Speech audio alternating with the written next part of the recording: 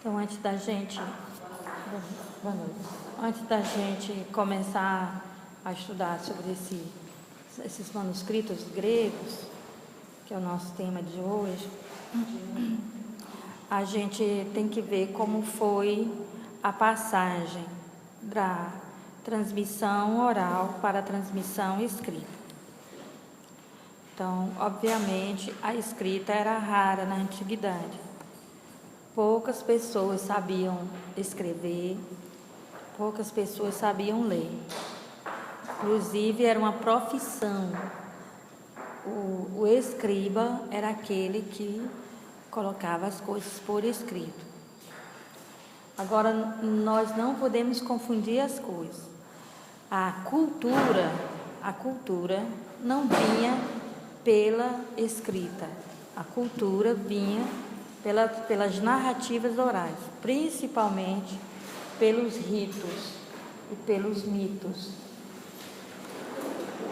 Então, você não pode pensar que um rei que não sabe nem ler nem escrever não é culto. Ele pode muito bem ser culto, porque a cultura não é transmitida pela escrita, não é como hoje. As informações hoje, quem não sabe, estamos na época da palavra escrita, quem não sabe ler passa por grandes apuros mesmo. Está numa passagem, está numa parada de ônibus, ponto de ônibus, vem o ônibus e a pessoa não sabe que ônibus é aquele, para onde é que vai.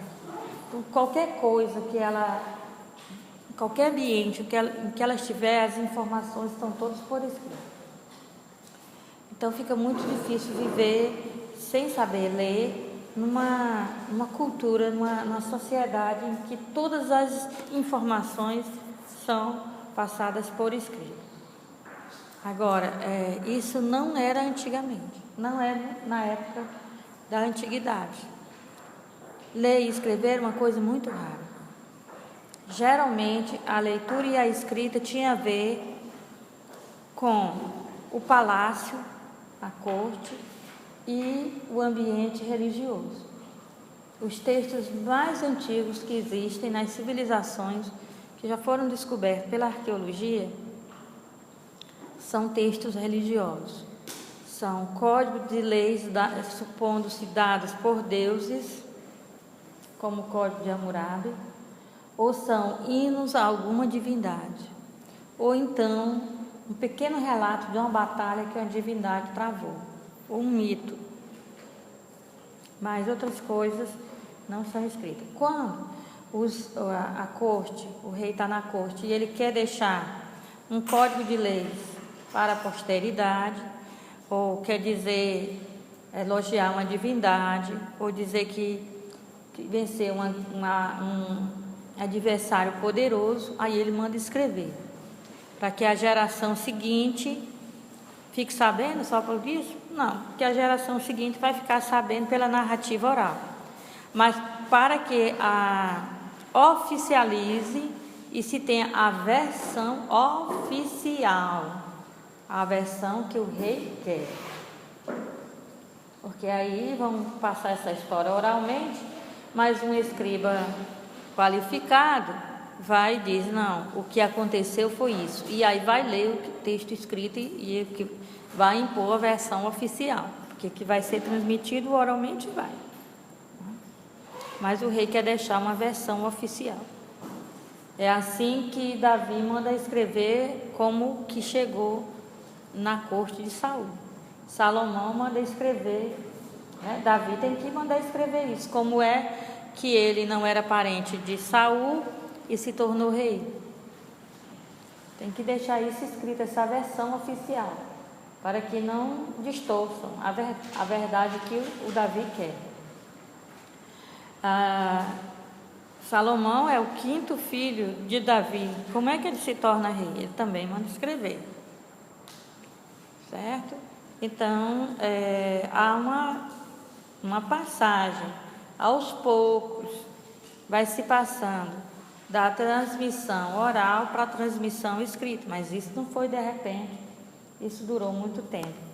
Os textos eram raros, Então, os momentos da transmissão escrita, o primeiro momento é o chamado, que os estudiosos chamavam de tablet, ou porque os estudiosos de língua inglesa chamavam tablet. Hoje o tablet de hoje é uma imitação do tablet de argila de antigamente. Era mais ou menos, era até menor, era assim, tinha alguns tablets escrito em lugarístico que eram um tamanho de um desses smartphones que a juventude gosta muito, esses grandões, né? Esse aí, é mais ou menos desse jeito, né? Então, eram feitos de argila e com escrita cuneiforme. A escrita se chama cuneiforme porque tinha o formato de cunha ou pregos, né? O Padre Caetano lia a escrita cuneiforme normalmente como se estivesse lendo em português, ou até mesmo em francês, que era o idioma natural dele. Ele lia normalmente, não é? Ele brincava muito. Eu perguntei se a primeira, achando que ele tinha a primeira língua que ele tinha aprendido, né? Me interessou se era o hebraico, o que era. Eu perguntei para ele qual foi a primeira língua oriental que o senhor aprendeu. Ele falou o alemão. Aí foi que eu me lembrei que a Alemanha fica a oriente da Bélgica. Eu disse, está certo, mas eu estou perguntando outro oriente, né? Aí ele disse, foi o hebraico, ainda era cedo quando aprendi o grego. Eu aprendi quando criança, que ensinava na escola. E depois aprendi o hebraico na juventude. Quando fui para o Instituto Bíblico, poderia aprender algum idioma oriental, tinha que aprender. E aí eu escolhi o garítico, a escrita cuneiforme, porque tem muitas descobertas arqueológicas naquela região da antiga Canaã, e a escrita era cuneiforme. Então, era muito interessante que com poucos sinais se dizia muita coisa. Ainda hoje mesmo, quando a gente vai traduzir do hebraico para o português, às vezes a gente tem uma frase em hebraico, e quando traduz para o português dá umas 3 ou 4 frases. Eles tinham uma forma breve de dizer, não ocupavam muitos espaços. A grafia, um sinal já dizia muitas coisas. Então, o que era importante do tablet de argila é que ele era pequeno. O máximo que ele poderia ser é do tamanho de um tablet hoje, né? Desses pequenos. Mas ele facilmente ele poderia ser destruído, porque ele era escrito na argila molhada, depois era colocado no forno para que a argila secasse. Então a argila queimada ao forno, né? Com fogo. E com o tempo isso virava pó, por exemplo, quando foram destruir as cidades, esses ambientes, não é? Essas bibliotecas, onde ficavam guardados esses escritos, eles foram totalmente destruídos, virou pó, né? Então, quando descobriram a biblioteca de Nínive no século XIX, que foi descoberto no século XIX da nossa era, descobriram muito desses tablets de argila. Então, na Bíblia nós temos 2 menções a isso, que é Isaías capítulo 30, versículo 8, fala que o profeta usava a argila, o tablet, né? Isaías 30, 8, deixa eu ver o que diz.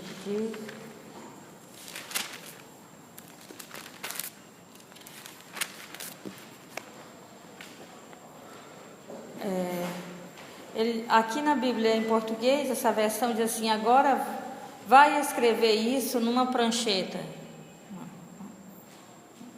uma deixa eu ver, uma tábua, uma tabuinha, né? Vai escrever isso numa prancheta que está escrita em português. Registra tudo em documento, para que fique nos dias futuros documento para sempre. Então aqui você tem, em Isaías 30, versículo 8, você tem duas informações. Primeiro é o uso dessas tabuinhas que aqui foi traduzido por prancheta. Segundo é o motivo pelo qual se registra uma coisa em documento. O que é o documento? É aquilo que eu escrevo. Aquilo que eu escrevo chama-se documento. Então, por quê? Para que fique para os dias futuros um documento para sempre. Então, aqui tem um motivo. Por que escrever?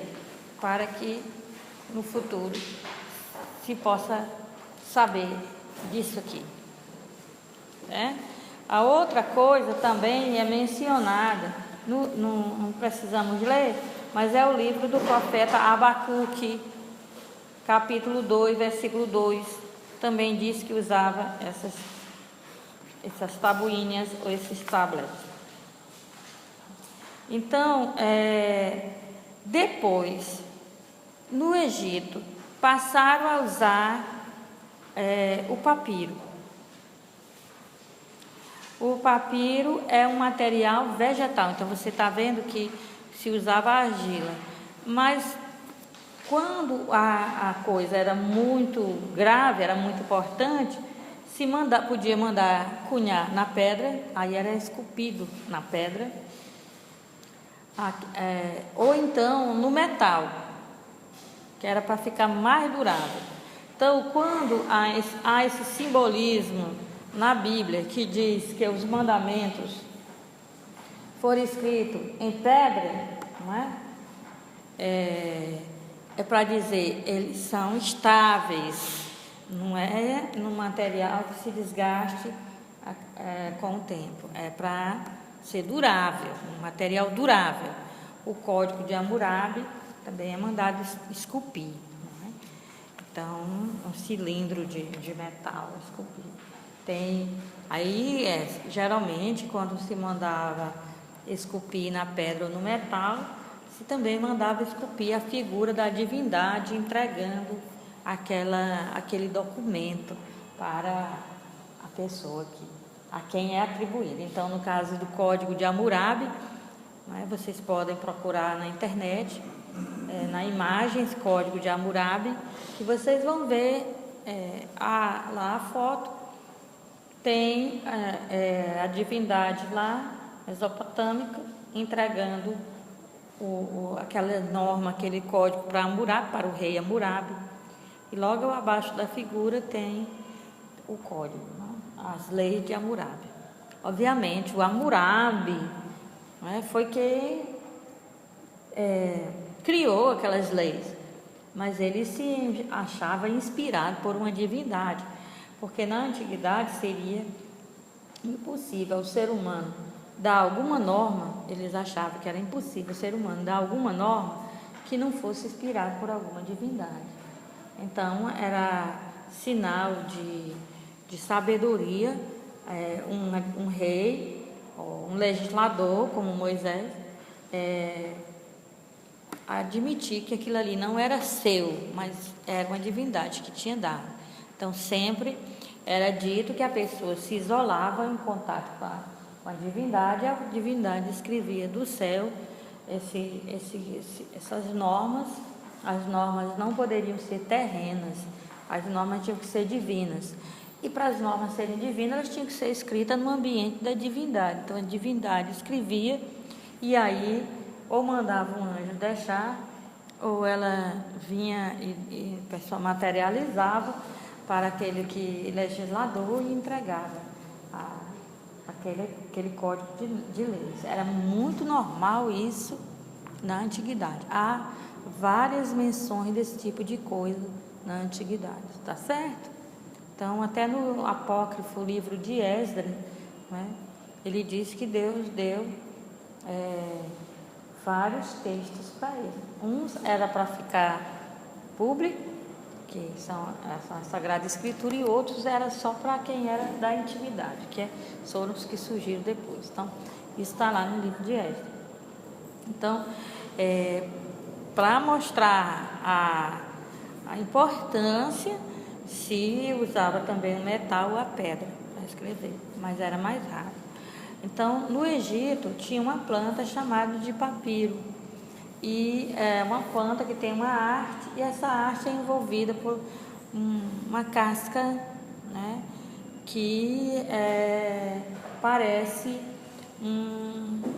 uma gás de fazer curativo, né? É uma forma de um tecido, como uma tira de linho, né? Então, eles pegavam e colocavam assim, umas na vertical, outras na horizontal, enquanto estavam verdes, molhadas, né, tenras, e punha ao sol para secar. Quando secava, estava ali uma folha no ponto de escrever, né? Quiserem na próxima aula, porque de noite fica mais difícil, venho de ônibus muito cheio, mas eu tenho papiro, né? Eu tenho pergaminho, que é difícil de trazer, para vocês poderem dar uma olhada. Eu tenho um couro ainda não cortado, couro de camelo, todo trabalhado, do ponto de se tornar um pergaminho e ser escrito, só falta ser cortado a coluna e escrever, né? E tem o pergaminho, ou tem o papiro lá do Egito, né? Mas o papiro é um material vegetal, ele é muito barato, mas ele tem um problema, é que ele é de difícil conservação, muito facilmente ele se quebra, né? Se deteriora, fica mofado, né? E outras coisas. Então, apesar de ser barato, ele não é muito viável. Então, surgiu no Egito o uso do papiro. O pergaminho recebe esse nome, pergaminho, porque é da cidade de Pérgamo, lá que inventaram essa preparação do couro para se tornar algo que pudesse, um material onde se pudesse escrever. Então, é por isso que recebe o nome pergaminho, por causa da cidade onde isso foi inventado. E era muito difícil mesmo se escrever, se preparar isso, leva dias, o tipo de curtição desse couro para deixá-lo apropriado para a escrita. Das ovelhas ou camelos, isso mesmo, tá? Então, aí é o material. Tá tudo ok com o material? O material é esse. Geralmente, o material mais usado é a tabuinha de argila, chamada tablet de argila pelos estudiosos, o papiro e o pergaminho. São os 3 materiais mais utilizados para a escrita da antiguidade. Agora, a forma como esse material pode ser utilizado. A forma mais antiga é o rolo.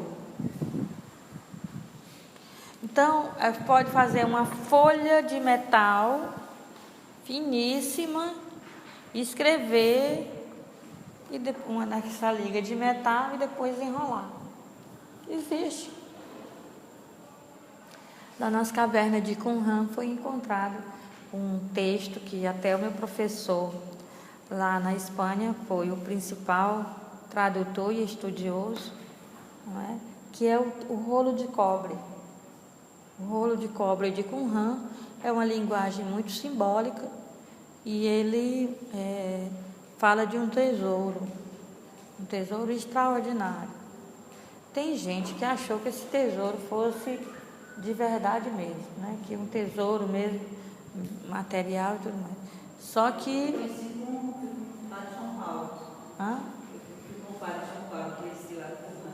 Conheceu as ruínas, né? Mas vocês foram lá no Santuário do Livro, que é o lugar onde fica todos a... Pois é, lá em Jerusalém, não é? Um pouco distante. Então, a forma mais antiga é fazer um rolo. Que é um rolo? Faz uma tira bem grande, de metal. Esse rolo pode ser de papiro, material vegetal. Faz aquelas folhas e vai colocando uma, né, após a outra, até fazer uma tira enorme, pode ter metros e metros.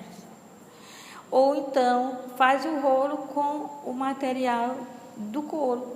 Vai aquelas colunas de couro, aquelas folhas de couro costuradas, uma depois do fazendo uma tira enorme também. Então o rolo pode ser de metal, de papiro e de pergaminho. Só não dá para fazer de argila, né? Mas os outros todos têm um rolo. O rolo é uma forma de fazer o livro, que é uma das formas mais antigas.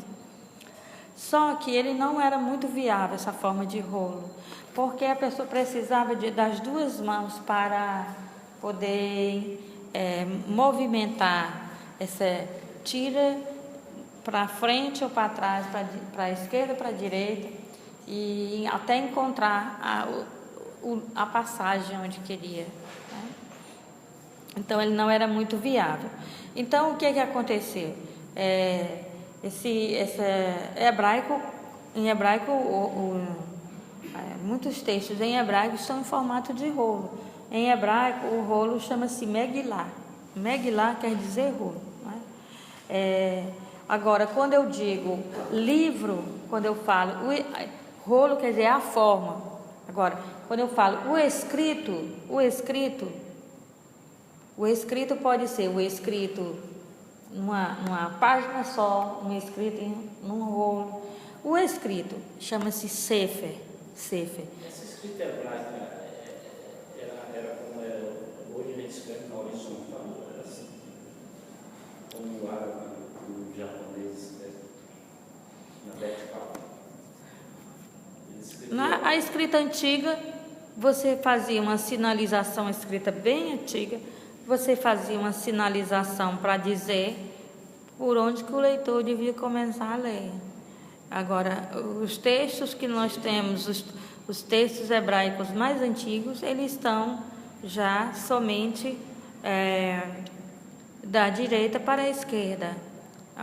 E o Ocidente escreve da esquerda para a direita, que é uma coisa muito estranha, escrever da esquerda para a direita, né? Se você está escrevendo num rolo, o melhor é você escrever da direita para a esquerda.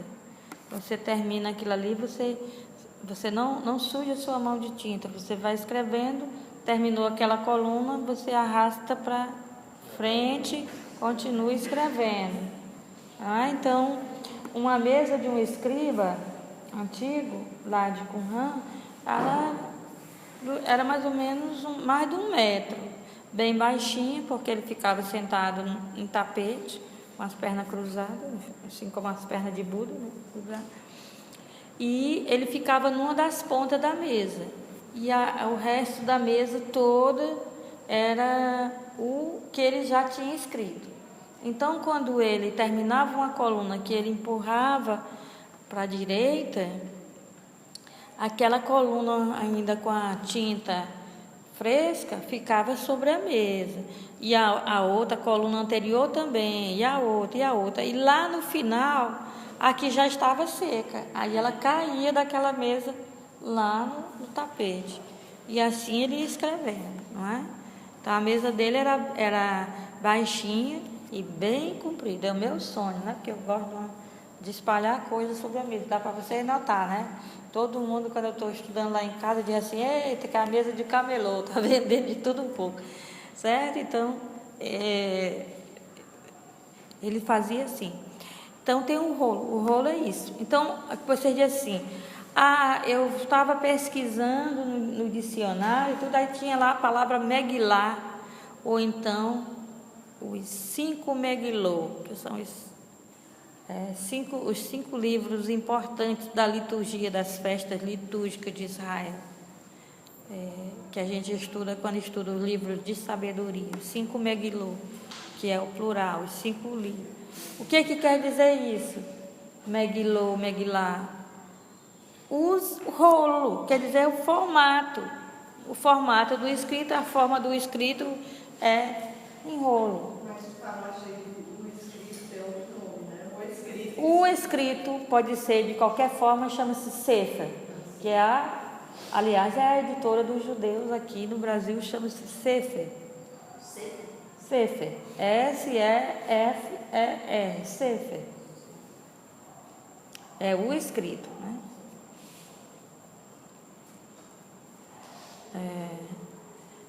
Então, mas como eu falei para vocês, o rolo pode ser de pergaminho, de papiro, pode ser. Agora, só que como ele não era viável, ele não era nada viável, então foi inventado outra coisa, que é o códice. Então, o que é o códice? É o outro formato de fazer o escrito, de colocar o escrito, que hoje seria o nosso formato de caderno. O nosso caderno é um códice, o códex. O códice é esse formato de... Eu coloco as folhas umas sobre as outras, pego uma das bordas e costuro. Então, é como o livro de hoje em dia. Uma das bordas une todas as folhas, não é? E aí, esse é o formato códex, o códice. Pode ser o que as folhas? Podem ser de papiro ou de pergaminho. Pode ser vegetal ou pode ser animal. Não tem problema nenhum, certo? Então, isso aí o códice só foi possível digamos assim, no século, deixa eu ver aqui, como é que passa o século VI antes de Cristo, não é? Se passou do papiro ao pergaminho, lá para o século VI antes de Cristo.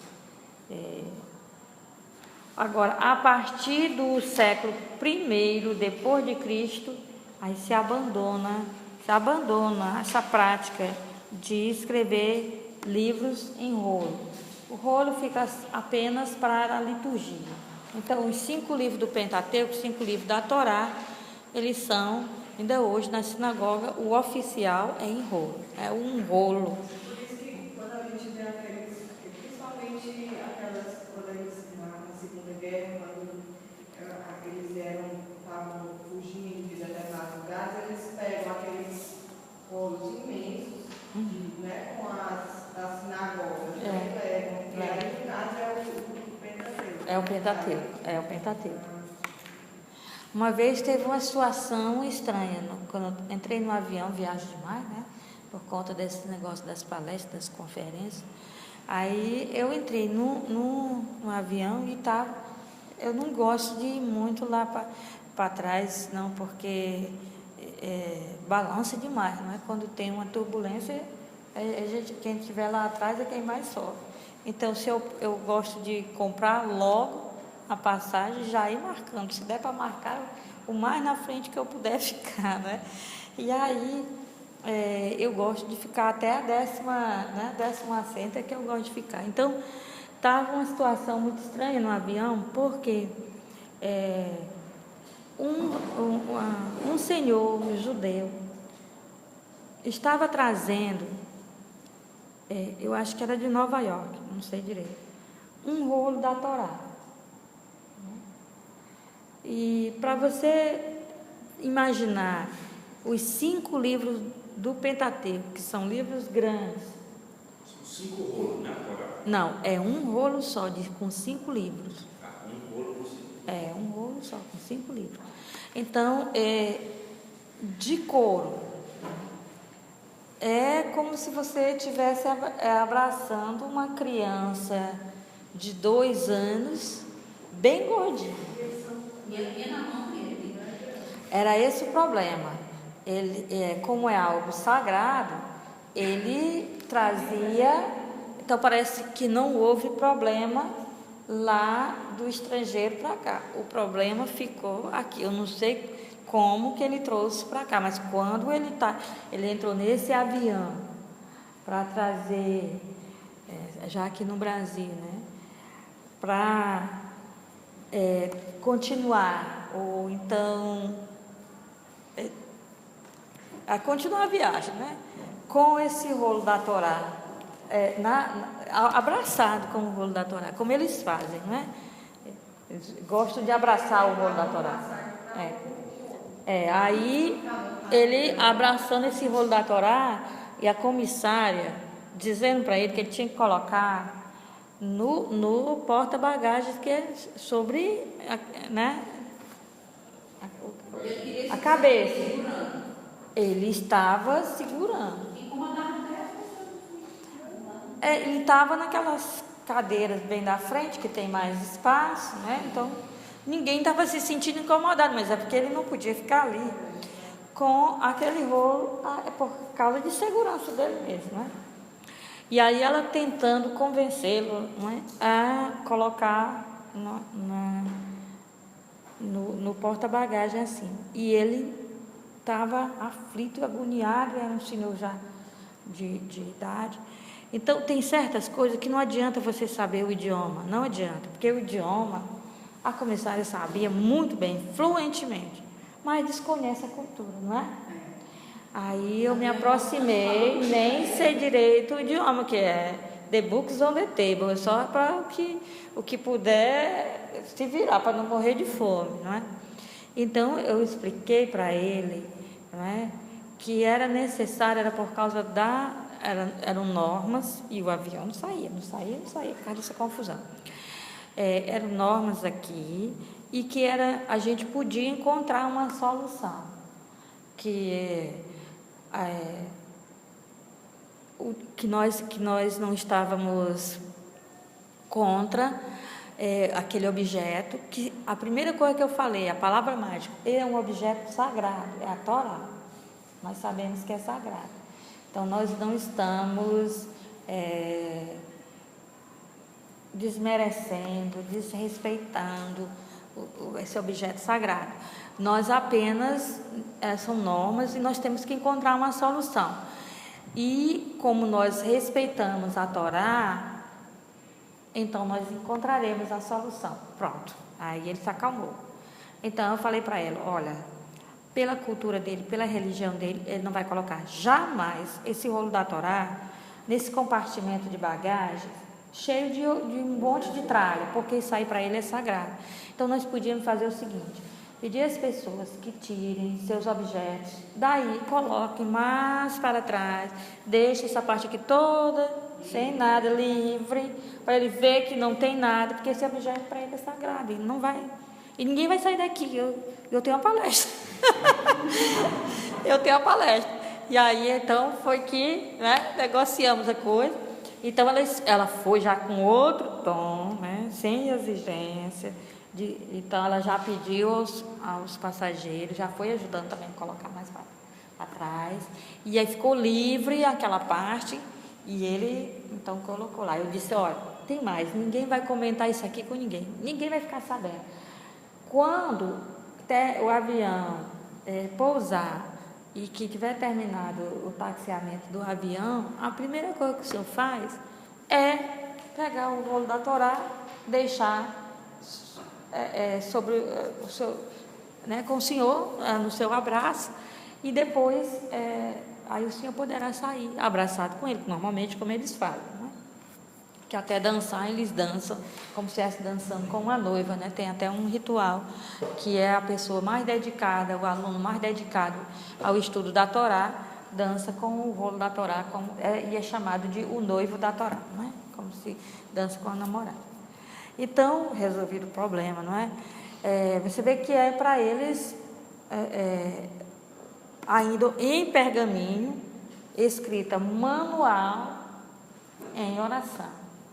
E aí alguém desse ambiente que faz essa escrita, que não é em todo lugar que se faz, né? Alguém desse ambiente é que vai transportar até a sinagoga que vai receber. Dura muito tempo para se escrever um rolo da Torá, os 5 livros. Dura muito tempo mesmo, manuscrito em oração, né? E é muito caro, né? À mão. Então, se vocês olharem também na internet, já tem o robô que escreve, só que não vale, porque a pessoa vale assim comercialmente para vender, mas não vale para a sinagoga, porque tem que ser pelo escriba que faz isso em oração. Eles envolvem também a Torá naquele pano.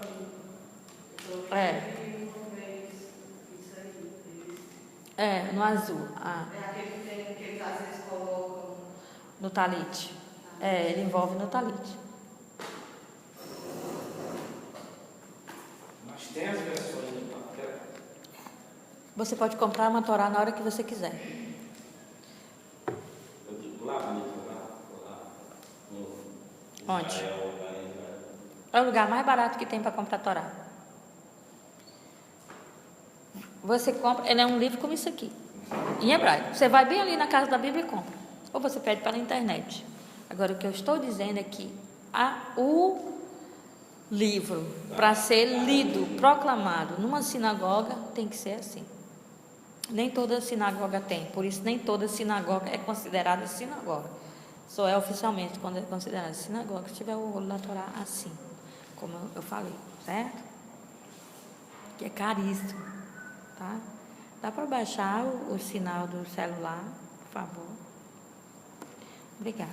Então, nós vamos passar para os manuscritos gregos, papiros e pergaminho. Então, temos o primeiro slide com o título e já nesse segundo slide nós temos o que é o papiro. Vocês poderão observar aí como é feito o papiro, né? E como que o papiro é citado, né? Então, os antigos manuscritos do Novo Testamento estão todos nesse material, papiro, certo? Os mais antigos manuscritos que existem são manuscritos gregos, por isso que a matéria, a aula de hoje é sobre os manuscritos gregos. Então, depois a gente vai entender isso aí. Então, eles começaram em relação a esse escrito, primeiro os escritos foram em grego, para depois eles fazem em hebraico? Não, os textos mais antigos. O texto que eu digo é esse escrito em papiro e não em pedra nem. Todos os antigos textos estão da Bíblia estão em hebraico, os antigos textos. Agora, o que nós vamos fazer aqui a distinção? Quando eu digo que os manuscritos mais antigos que nós temos estão em gregos, eu me refiro ao material. Então, vamos fazer uma distinção entre texto e material, onde o texto está escrito. Vamos fazer distinção? O sefer, o escrito, o texto é uma coisa, e o material onde o texto está escrito é outra coisa. Quando eu disser manuscrito, eu estou me referindo a determinado material que nós conservamos, o texto naquele material, certo? Estou considerando a antiguidade do material. Então, vamos lá. Vocês acham que o Antigo Testamento, o texto do Antigo Testamento é mais antigo do que o texto do Novo Testamento? Uma pergunta óbvia. Tanto que Jesus leu o texto do profeta Isaías. O texto é mais antigo. Os manuscritos mais antigos são os do Novo Testamento. Os manuscritos mais antigos são do Novo Testamento. Como é que você entende isso? O texto mais antigo é do Antigo Testamento. O nome já diz, Antigo Testamento. O conteúdo, o escrito. Os manuscritos mais antigos são do Novo Testamento. Quem me explica isso? Está todo mundo entendendo? Então, por que vocês acham isso? Já que os textos antigos não estão em manuscritos antigos. Os textos mais antigos estão nos manuscritos mais recentes. Por quê? É essa questão da própria oralidade, que só depois foi que essa. Como é que eu posso explicar? Eu estou entendendo. O processo não havia essa necessidade de Pôr por escrito. reduzir a texto, entendeu? Eu acho assim, como na Grécia já foi para ver a expansão dos apóstolos, então eles tinham a necessidade bom, eu vejo como uma questão de necessidade, de momento, de instrumentalização. Veja, os judeus tinham sinagogas em quase todas as grandes metrópoles do Império Romano no século I. Paulo, segundo os textos do Atos dos Apóstolos, ele ia de metrópole em metrópole, nas grandes cidades do Império Romano, e procurava a sinagoga da cidade. Ele era fariseu, certo? E as sinagogas espalhadas pelo mundo eram todas dos fariseus, que eram os estudiosos da Bíblia. Os fariseus eram os intelectuais. Paulo era fariseu, ele sabia onde tinha sinagoga. E Paulo era um fariseu que não nasceu em Israel. Em que cidade ele nasceu? Tarso. Ele mesmo já nasceu numa cidade onde tinha uma sinagoga. Então, havia escritos, o escrito do Antigo Testamento espalhado por todo o Império Romano. Mas por que os manuscritos mais antigos são do Novo Testamento? Por um motivo muito simples. Quando um rolo da Torá ou um livro de algum profeta, qualquer livro do que hoje nós chamamos de Antigo Testamento, quando ele dava sinais de que estava deteriorado, simplesmente os judeus pegavam um pote de cerâmica, colocavam o texto da Torá lá dentro, faziam um ritual e enterravam. O texto da Torá é sagrado, ele tem a palavra inspirada. Ele não pode ficar estragado, porque aí eu não vou te conhecer, eu não posso, uma página se foi, não posso. Cortou aqui um canto da página, não sei quais são as palavras. A letra está sumindo, não dá mais para saber o que está escrito. Eu não posso utilizar esse texto. Mas também não pode destruir. E ele não pode ficar em qualquer lugar. É por isso que o senhor que vinha com o rolo da Torá não colocava no compartimento de bagagem. Então o que fazia? Vocês acham que católico, que quando uma imagem de santo se quebra, ele pega, enterra, ele aprendeu isso com quem? Qualquer objeto sagrado, quando fica deteriorado, quebrou, estragou, o que o católico faz? Enterra. Não é assim que diz a lei?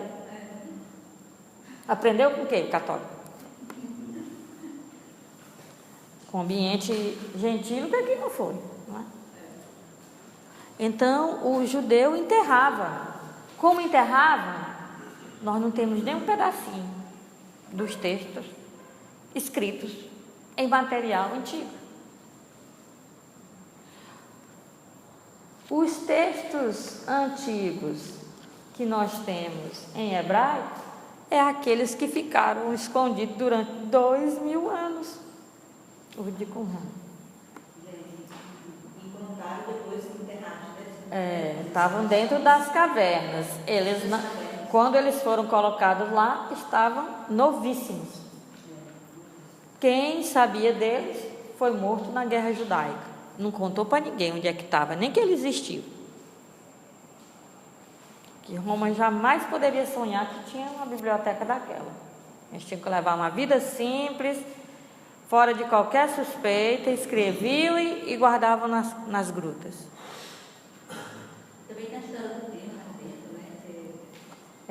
o clima para conservar. Mas as grutas para esconder. Então, os que nós temos são esses. E muita coisa se perdeu quando abriram aquelas cavernas, porque levaram para um ambiente que não era adequado. Texto com 2.000 anos. 2.000 anos. Foi levar para algum lugar e os papiros viraram pó. Os papiros imediatamente viraram pó.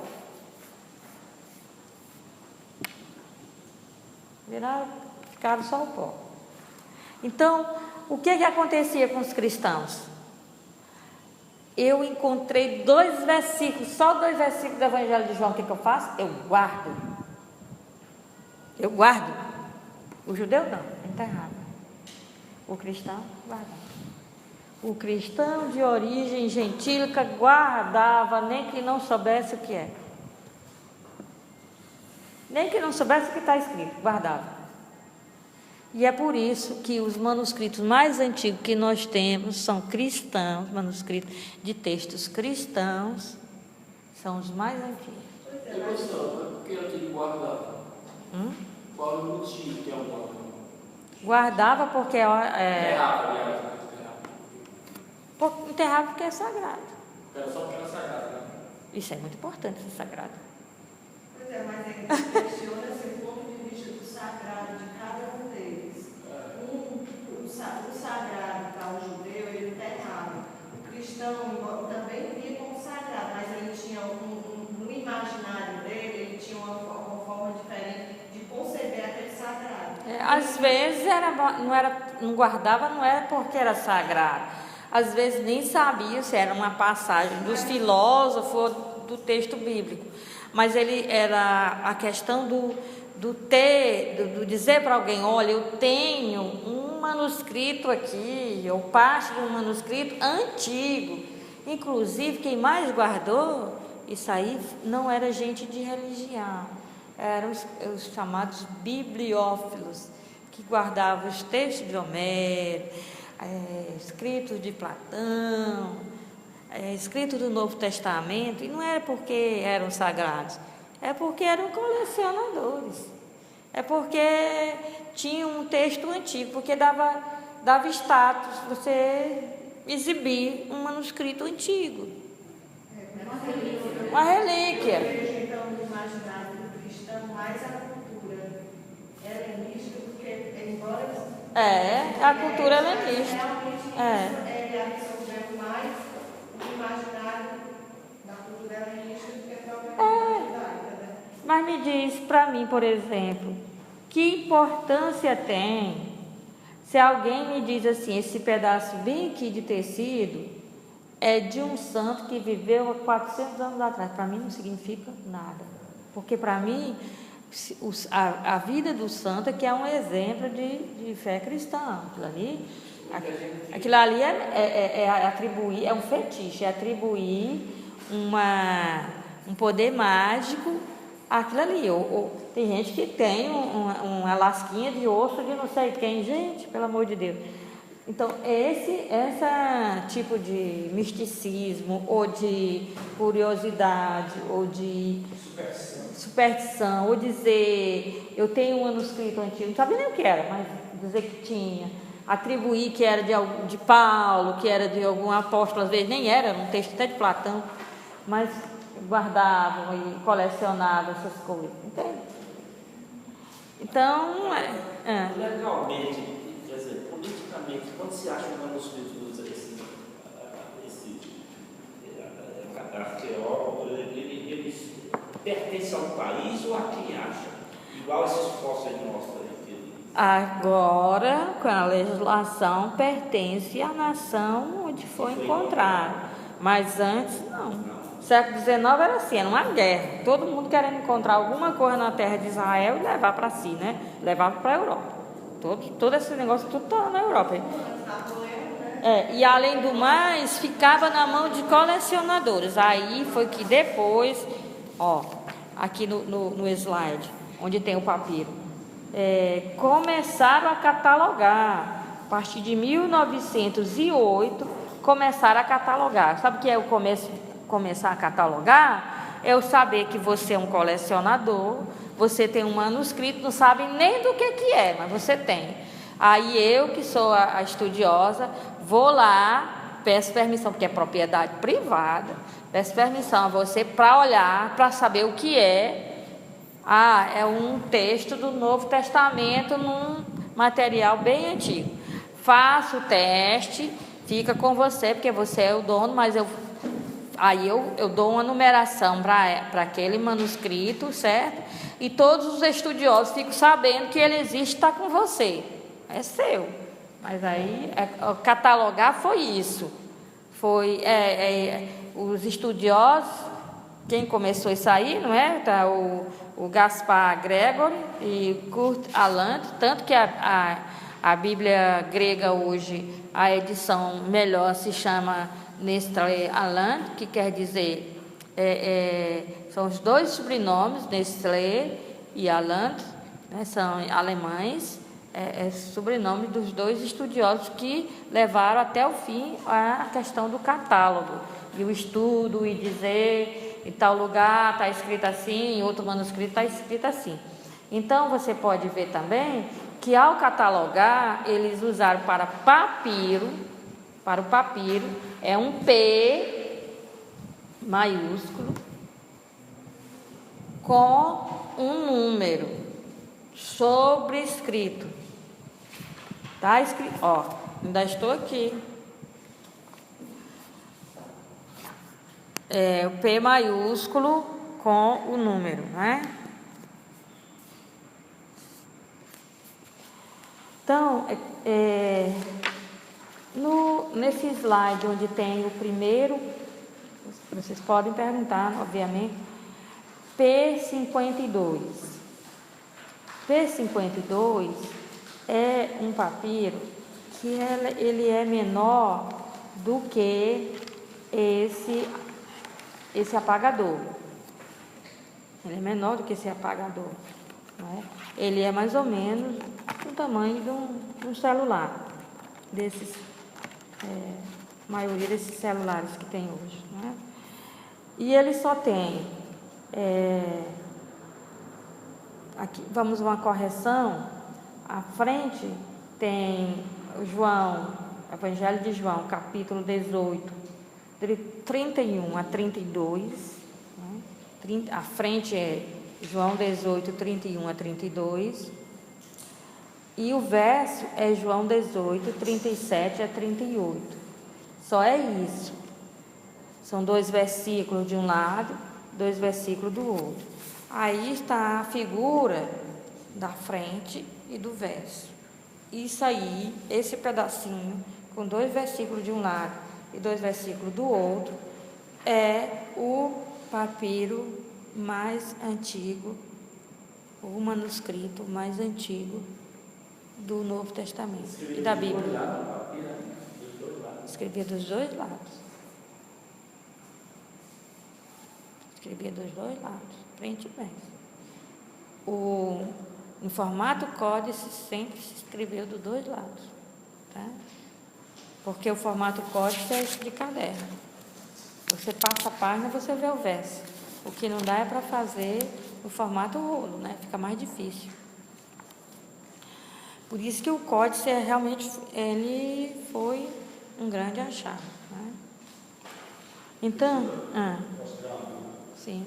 Teve um outro professor aqui que chamou a atenção da gente para a questão do capítulo 21 de João, ter sido escrito muito tempo depois. Ele foi escrito, eu fiquei com essa dúvida, não queria falar. Ele foi escrito muito tempo depois ou ele foi localizado muito tempo depois?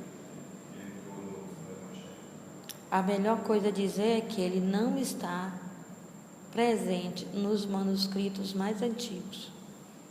Em nenhum manuscrito, seja em papiro ou pergaminho, antes do século IV, não existe esse capítulo.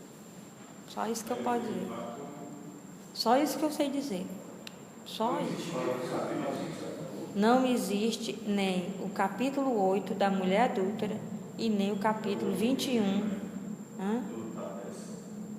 como é? Evangelho de João, capítulo 8, não existe nos manuscritos mais antigos. E nem o capítulo 21, aquele chamado de apêndice, não existe.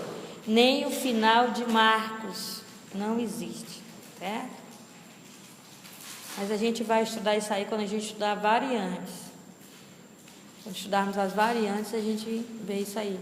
Mas para vocês entenderem variantes, tem que entender os manuscritos, ok? Então, ele é do ano 125. Como não se tem certeza, se dá as balizas, não é? Está a datação dele. A datação dele é do ano 125 a 160 depois de Cristo. Quer dizer que ele é do século II. E ele é muito importante para ajudar a datar o Evangelho de João.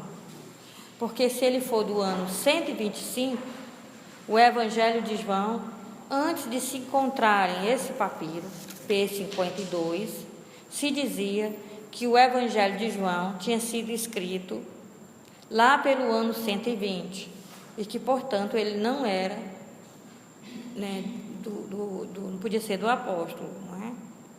Só que o Evangelho de João não pode ter sido escrito lá pelo ano 120. Por quê? Porque já está havendo cópias dele no ano 125. Para que haja cópia dele no ano 125, ele tem que ter mais ou menos uns 10 anos já circulando, o pessoal conhecendo e copiando. Não se copia na hora que o livro é colocado à disposição, né? Então, ele encontra-se no Reino Unido e na biblioteca lá do Reino Unido. Se vocês quiserem ver, obviamente não vai estar à disposição para você pegar e olhar. É um pouco maior do que uma caixa de fósforo, ele está bem protegido. É o manuscrito bíblico mais antigo que existe. Ok? É o manuscrito bíblico mais antigo que existe. Chegou até nós esse pedacinho. 2 versículos lá, 2 versículos do outro. O outro, que é o P46, é muito interessante. Que o P46 é lá pelo ano 175. E ele é a cópia mais antiga das cartas de Paulo. Só que nesse manuscrito, que tem as cartas de Paulo tudo junto, que já é uma coisa extraordinária. Imagina, Paulo escreveu para Corinto, bem para colar. Aí escreve para Roma, para o outro lado, não é? E assim vai. Ele escreve direto para aquela comunidade. Para juntar tudo isso, levou mais ou menos uns 20 anos, 30, para começarem a copiar as cartas de Paulo todas juntas. E ainda não está, porque ainda não se conhece, né? Se sabe assim, você vai em algum lugar e diz, mas acolá tem uma carta de Paulo. Aí tem que copiar, colocar tudo junto. Então aqui, a cópia mais antiga das cartas de Paulo, nessa cópia não tem as cartas pastorais, não tem a carta a Timóteo, as 2 cartas de Paulo a Timóteo, nem a carta a Tito, nem a carta... não, é isso, não tem as pastorais, as 2 Timóteo e Tito, e tem a carta aos Hebreus, inclui a carta aos Hebreus, né? Então, esse foi o manuscrito que eu pesquisei para escrever a minha dissertação. Tem um subitem que é as leituras de P46, porque falta lá no capítulo 10 de Hebreus, falta no início do capítulo 10:1, não tem a palavra palavra não, que é muito importante lá.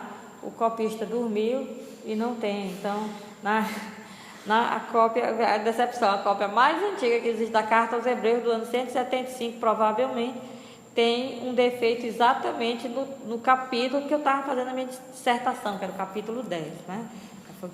Tive que dizer que será que tinha mesmo esse não, ou será que não tinha, já que o manuscrito mais antigo não constava essa palavra não, no versículo 10:1.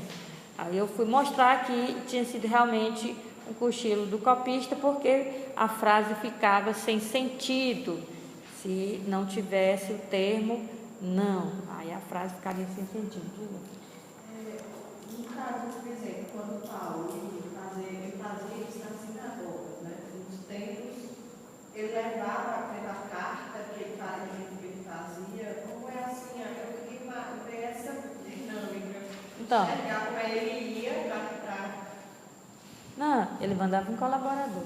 Certo. Ele mandava o colaborador levar a carta, reunir as pessoas, ler a carta para as pessoas e responder as perguntas a respeito de dúvidas sobre coisas que não foram ditas na carta. O que ele está querendo dizer quando ele diz assim? Então, ele viajava evangelizando. E ele ficava ali aquele manuscrito. Aí lá ficava aquele manuscrito. Aquela carta ficava lá. Aí alguém sabia que existia essa carta e dizia, copia para mim. Aí levava copia para mim, porque essas palavras são muito importantes. Ela não pode ficar só com você. Aí copiava e levava. Ele fez talvez muito mais, né? Ele escreveu muito mais cartas. Tem na carta aos Coríntios, ele mesmo diz, na primeira carta aos Coríntios, ele diz assim, aquela carta que eu já escrevi para vocês. Aí você diz, peraí, essa aqui não é a primeira?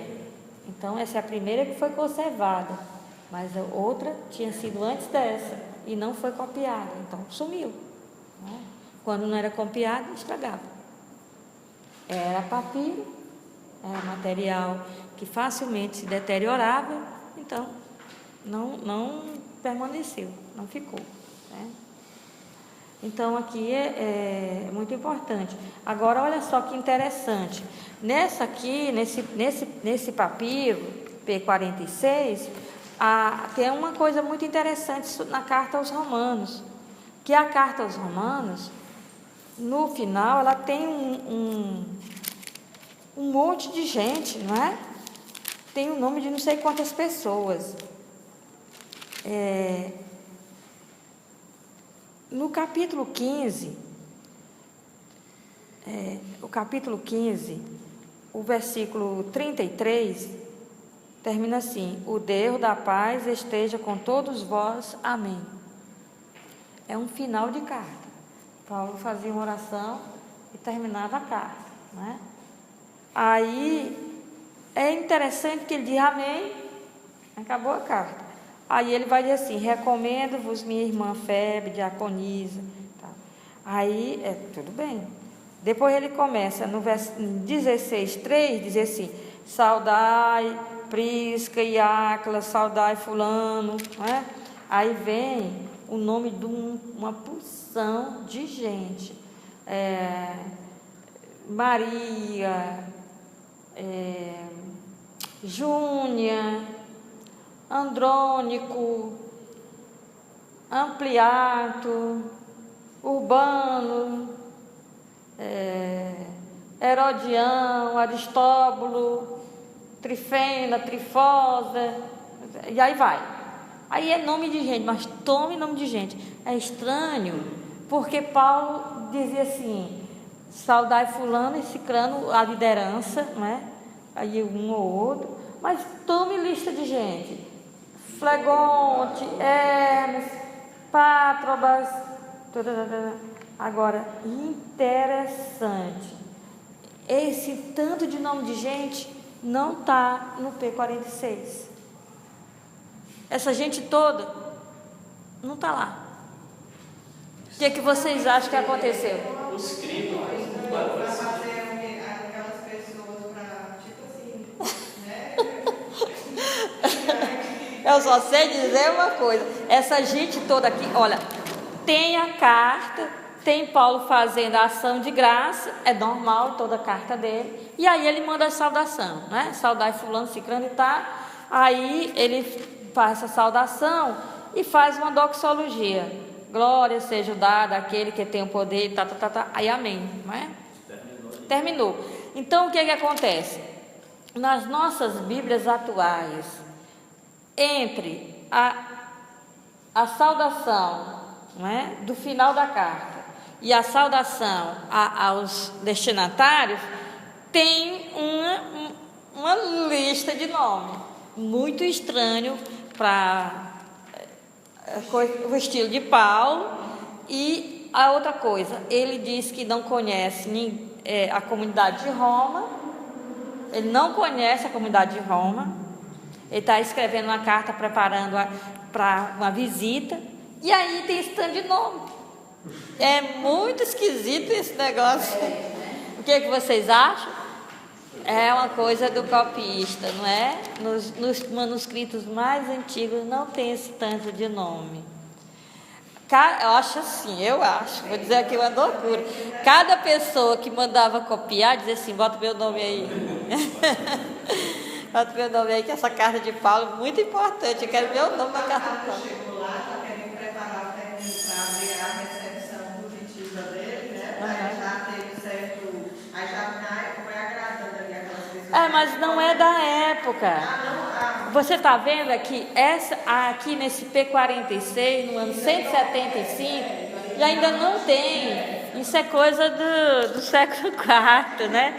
Dizem que todas as loucuras que tem na Bíblia foram acrescentadas no século IV. A impressão dele, além de evangelizar, ele queria receber alguma resposta dessas pessoas. Mas aí para isso existe uma matéria chamada Cartas Paulinas, que se vocês aprenderem bem os manuscritos, vocês vão entender tudo isso quando chegarem lá. Não é? Tem uma matéria própria para isso.